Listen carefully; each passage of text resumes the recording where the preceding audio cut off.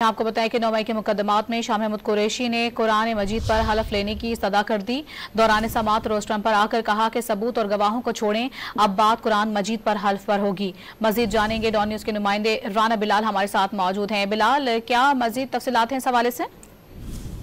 जी देखिए, थाना शादमान जलाओ घेराव समेत 5 मुकदमात का जेल ट्रायल आज लाहौर की कोट लखपत जेल में हुआ है। और दौरान समाज जो शाह महमूद कुरैशी हैं वो रोस्टम पर आए और उनकी जानिब से ये इस्तदा की गई कि वो कुरान मजीद पर हलफ लेने की इस्तदा करते हैं, गवाहों को और सबूतों को छोड़े, अब बात जो है वो कुरान मजीद के हलफ पर होगी। और दौरान समात शाह महमूद कुरैशी, उमर सरफराज चीमा और दीगर की जानिब से अदालत से ये इस्तदा की गई कि चूंकि डॉक्टर यास्मीन राशिद कैंसर की मरीजा है, अदालत हमारी दरखास्त जमानतों पर बेशक फैसला अभी ना करे, लेकिन यास्मीन राशिद की दरखास्त जमानत पर फैसला कर दिया जाए। अदालत की जानिब से ये वादा किया गया कि इन मुकदमात का रिकॉर्ड मंगवा लिया गया है, आज दरखास्त जमानतों पर फैसला कर दिया जाएगा। अदालत की जानिब से जो जेल ट्रायल है उस पर कार्रवाई 2 सितंबर के लिए मुलतवी कर दी गई है। बहुत शुक्रिया बिलाल आपका।